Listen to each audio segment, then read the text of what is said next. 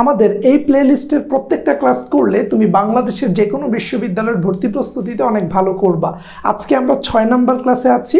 বিগত 5টা ক্লাস না করে থাকলে আমি তোমাকে বলবো বিগত 5টা ক্লাস করো, পিডিএফগুলো কালেক্ট করো এবং তুমি আমাদের এই লেকচারগুলা জাস্ট অ্যাপ্লাই করো, দেখো তোমার রেজাল্ট কত দারুণ হয়। আজকে আমরা মূলত ভার্ব নিয়ে কথা বলবো এবং শুরুতে আমরা যদি একটা সেন্টেন্সকে নিয়ে কথা বলি, সো এই ক্ষেত্রে বলা হচ্ছে remember that every English sentence must have a subject and a main verb. বলা হচ্ছে একটা ইংরেজি সেন্টেন্সের অবশ্যই একটা সাবজেক্ট থাকবে এবং একটা মেইন ভার্ব থাকবে। ধরো তুমি বললা আই এম এ বয়, আমি একজন ছেলে, সেই ক্ষেত্রে অবশ্যই তোমার একটা সাবজেক্ট লাগবে, যেটা ছাড়া তোমার সেন্টেন্স হবে না। অন্যদিকে তোমার একটা ভার্ব লাগবে, সেই ভার্ব ছাড়াও সেন্টেন্সটাও হবে না। সো এই বিষয়টা হচ্ছে আমাদের রুলস নাম্বার 1-এ। আমরা যদি এই জায়গায় খেয়াল করি, এখানে বলা হচ্ছে the prettiest girl in our class, long brown hair and brown eyes. এই ক্ষেত্রে কিন্তু কোনো ভার্ব নাই। সো অবশ্যই আমাদের ইংরেজি একটা সেন্টেন্স হতে গেলে ভার্ব লাগবে। তুমি যদি পরবর্তী সেন্টেন্সটা দেখো, এখানে বলা হচ্ছে the prettiest girl in our class has long brown hair and brown eyes. So এই ক্ষেত্রে আমরা এই যে হ্যাজ দেখতে পাচ্ছি, এটা হচ্ছে ভার্ব। সো এখানে আমাদের সাবজেক্ট হচ্ছে গার্ল আর হ্যাজ হচ্ছে ভার্ব। তার মানে একটা সেন্টেন্সে অবশ্যই তোমার সাবজেক্ট থাকতে হবে, ভার্ব থাকতে হবে।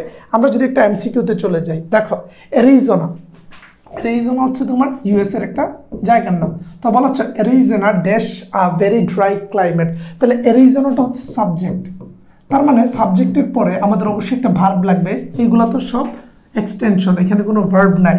তাহলে দেখো হ্যাভিং, এইটা কি ভার্ব না, কারণ ভার্বের সাথে যখন আইএনজি লাগে, ভার্বের সাথে যখন আইএনজি যুক্ত হয় সেটা হয়ে যায় জিরান্ট। কি হয়ে যায়? জিরান্ট। তার মানে এইটা ভার্ব না। উইথ হচ্ছে একটা প্রিপোজিশন। উইথ কি? উইথ হচ্ছে একটা প্রিপোজিশন। আর বিং হচ্ছে একটা বি এর সাথে আইএনজি, বি এর সাথে কি আইএনজি, তার মানে এইটা একটা জিরান। এটাও কি একটা জিরান। কিভাবে?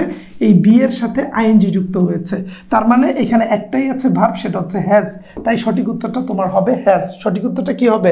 হ্যাজ হবে। জাস্ট এইভাবে বুঝে বুঝে স্টাডি করলে অ্যাডমিশনের প্রিপারেশন কখনোই কঠিন নয়। এবার আমরা যেটা নিয়ে কথা বলবো, কিছু কিছু ভার্ব আছে, এদের পরে যদি কোনো ভার্ব থাকে সেটা ইনফিনিটিভ হয়।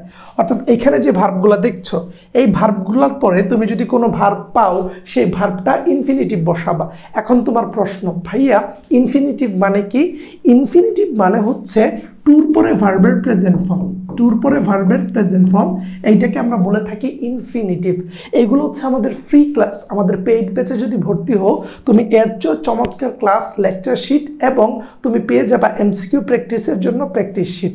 সো এখানে দেখো ভার্বগুলা agri, decide, hesitate, need, refuse, appear, demand, hope, offer, seem, arrange, deserve, intend, plan, tend, ask, expect, learn, prepare, threaten, claim, fail, manage, pretend, wait, consent, forget, mean, promise, want.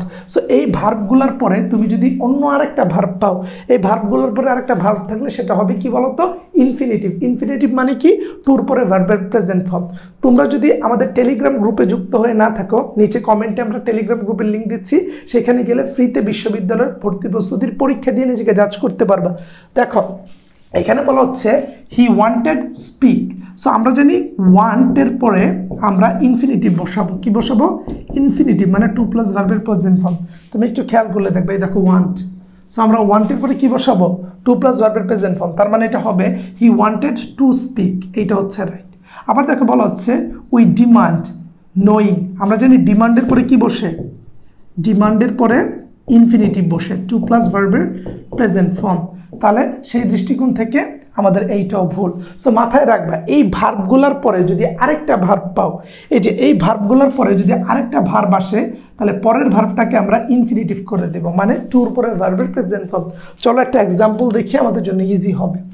One of the least effective ways of storing information is learning. তাহলে দেখো learn, তাহলে লার্নের পরে কি বসবে? Infinitive হবে। কেন হবে? কারণ আমরা একটু খেয়াল করলে দেখব আমাদের এখানে লার্ন ছিল, সেই লার্নের পরে আমাদের কি হয়? ইনফিনিটিভ হয়। তাহলে আমরা দেখো এখানে কি দিব? টু রিপিট দিব। আমরা কি দিব? To repeat. এই দেখো ইনফিনিটিভ দিয়েছি। লার্নের পরে আমরা কি দিয়েছি? লার্ন থাকার কারণে লার্নের পরে আমরা ইনফিনিটিভ দিয়েছি। ঢাকা বিশ্ববিদ্যালয়ের ভর্তি পরীক্ষায় এইসব প্রশ্নই থাকে। এগুলো আমাদের ফ্রি ক্লাস, পেইড ব্যাচের ক্লাস, একেবারে জমকালো এবং খুব চমৎকার। তারপরে দেখো আমরা যদি আমাদের কোর্সের কথাটা বলি, পেইড ব্যাচ নিয়ে যেহেতু বলছি, ঢাকা বিশ্ববিদ্যালয়ের ভর্তি পরীক্ষার জন্য যারা মানবিক বিভাগ থেকে এবং যারা বিভাগ পরিবর্তন করে মানবিকে পরীক্ষা দিবে তাদের জন্য বি ইউনিটের একটা ক্র্যাশ কোর্স আছে আমাদের, যেখানে বাংলার 20টি ক্লাস, ইংরেজির 20টি ক্লাস, সাধারণ জ্ঞানের 20টি ক্লাস নিব আমরা।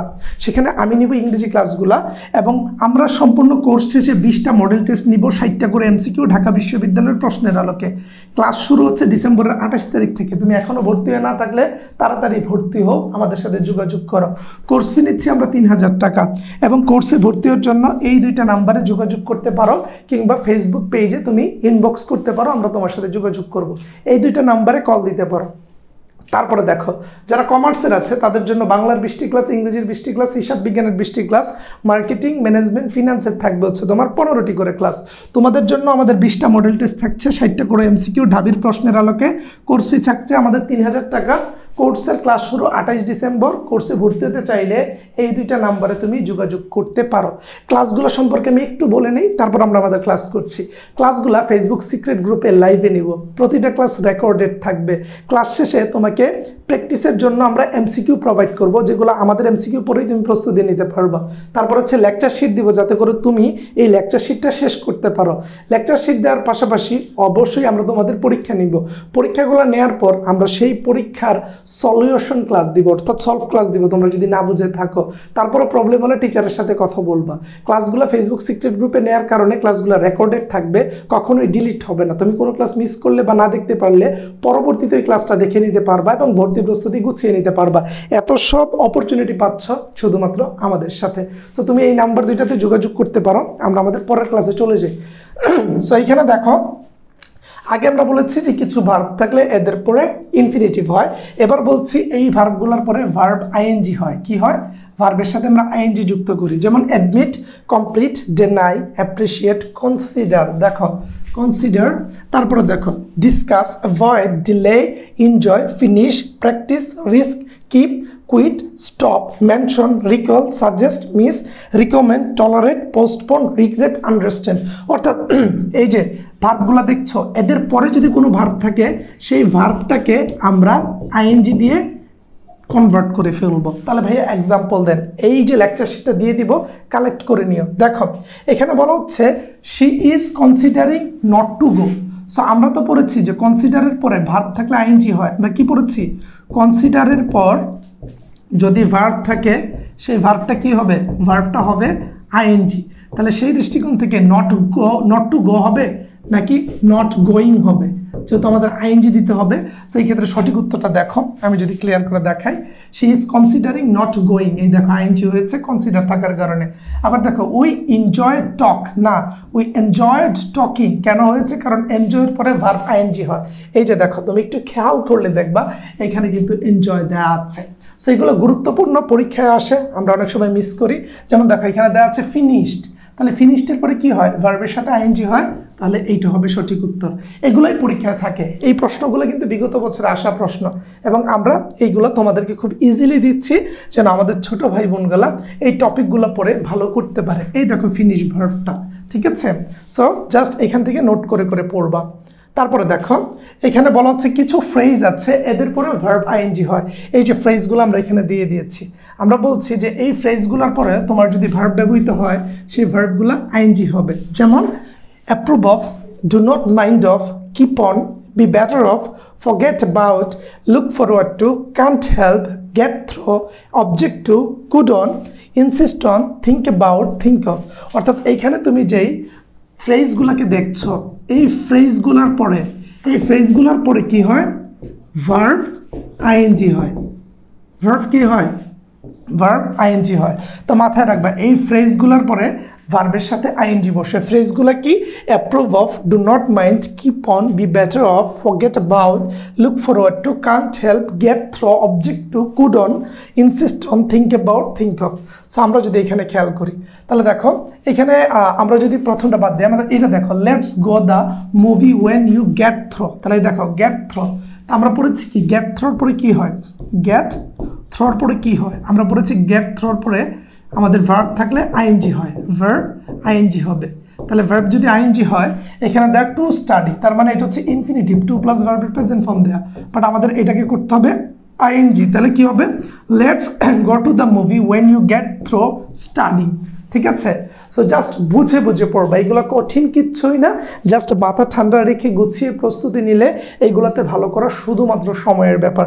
আমরা যদি এখন পরবর্তীতে দেখি, দেখো many modern architects insist on, তাহলে দেখো ইনসিস্ট অনের পরে ভার্বের সাথে আইএনজি বসে। এছাড়াও আমরা জানি প্রিপোজিশনের পরে ভার্বের সাথে আইএনজি বসে, কি বসে দেখো প্রিপোজিশন এর পর ভার্বের সাথে আইএনজি বসে।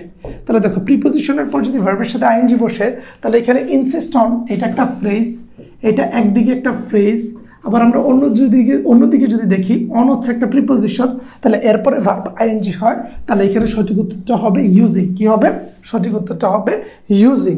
সো এই যে আমাদের এমসিকিউগুলো, আমাদের স্ট্রাকচারগুলো, এইগুলো যে যত ভালো করে পড়বে তার ভালো করার সম্ভাবনা ততটাই বেশি।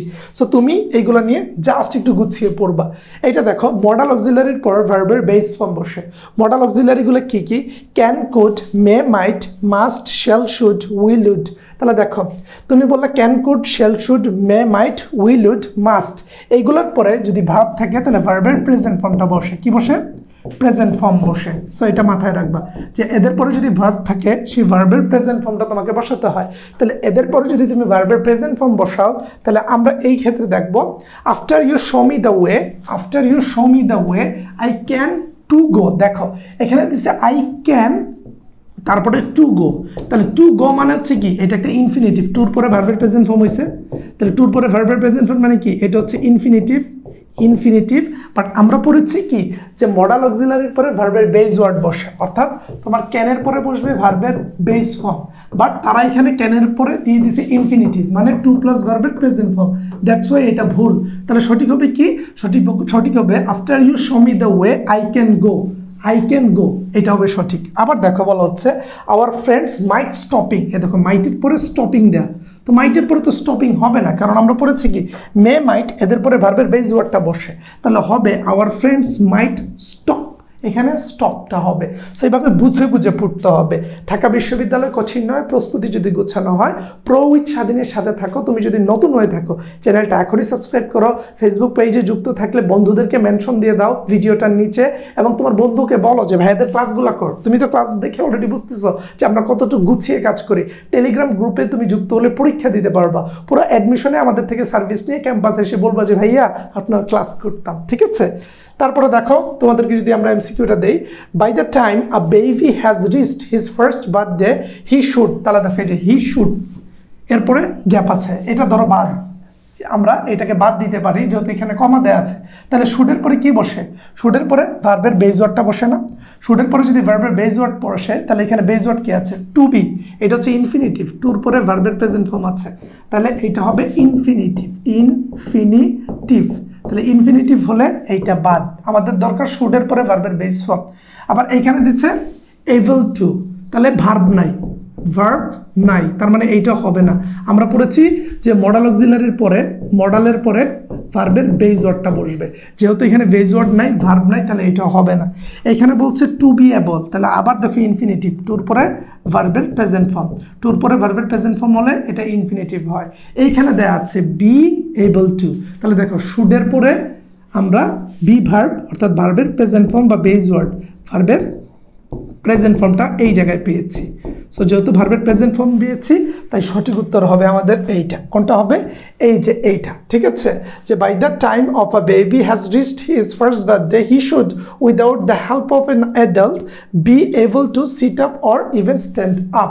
সো এই হচ্ছে আমাদের আজকের ক্লাস।